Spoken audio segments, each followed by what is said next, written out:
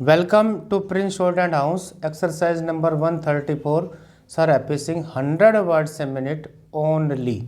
Ready? Start. Mr. Deputy Chairman, I rise to give thanks for the address of the President on behalf of the tribals, but regret to say that government have not been able to take effective measures for the betterment of the scheduled tribes and scheduled castes all over India. Very unfortunately, our Honorable Prime Minister has never seen a flower to bloom and waste its sweetness in the desert air. He has been applauded for his foreign policy not only here in this house or in the Lok Sabha or all over India but also internationally. Sir, I am concerned more about the domestic affairs. I have got some bitter remarks to make against the Home Ministry, and I am very fortunate that the Honorable Minister for Home Affairs is here. Under the Constitution, the Tribes Advisory Council was meant to be in operation, but unfortunately, the Honorable Home Minister has failed to see that this has not been implemented in the right spirit and in right earnestness. I can cite instances from the state of Bihar that although there is a tribes advisory council, still it is a defunct body and has not been in operation satisfactorily. Similarly, there are tribes advisory councils in the states of Odisha and Madhya Pradesh, but from what I gather from the members of those states, the tribes advisory council in those states are also very inoperative. Secondly, although in the Constitution of India it has been laid down that there should be a separation of the executive from the judiciary, still what do we find? In almost all the tracts and territories inhabited mostly by the scheduled tribes, this system is still prevalent today. There, the governments have not been able to separate the judiciary from the executive, with the result that sub-deputy, deputy magistrates and district magistrates are functioning not only as executive officers but they also exercise the judicial powers. And I am convinced that most of the state governments and especially the ruling party, the Congress party, is utilizing all its executive officers to suit their own purposes.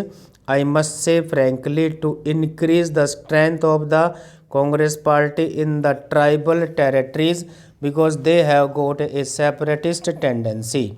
Therefore, I implore upon the newly appointed Honorable Home Minister to see that when there has been this provision for the separation of the executive from the judiciary, it should be implemented not only in such territories and countries where the non aboriginals are living today, but it must be implemented in right earnestness in the territories and countries where the tribals are living.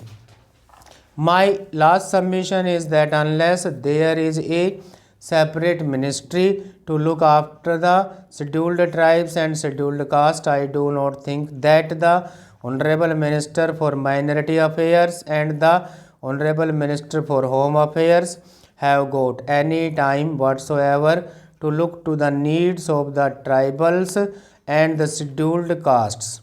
I again say, sir, with much emphasis that the tribals at least of my part of the country, are losing faith in the government every day. There is no justice, there is no peace in the hearts and homes of the tribals, and if the government of India and especially the Home Minister does not see that the state governments really implement the policy of the government of India in right earnest, this faith will go on decreasing every day, and you will in no time lose the love and the faith of the tribals and the scheduled castes. Mr. Vice Chairman, I rise to heartily support the motion of thanks which was moved yesterday.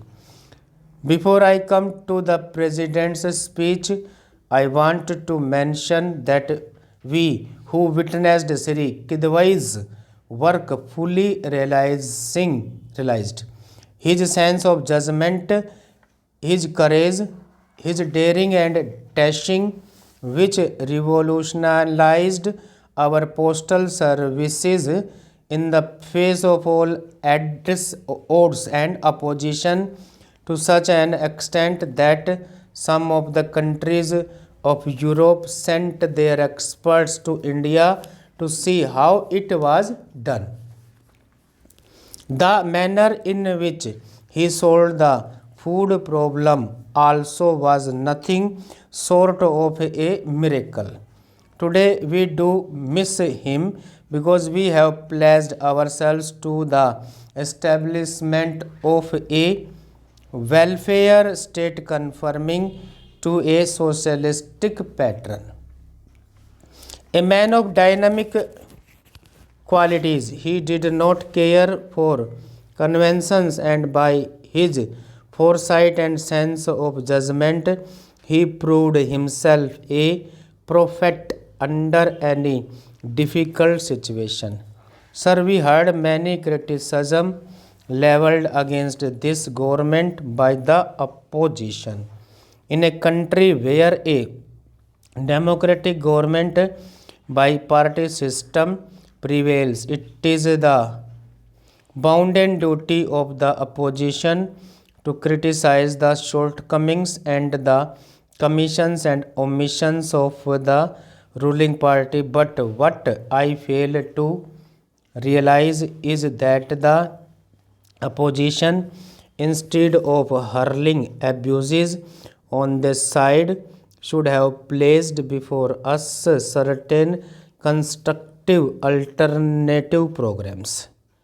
We have a people's government, and we are prepared to take any suggestions that would turn this country in the shortest possible time into a welfare state.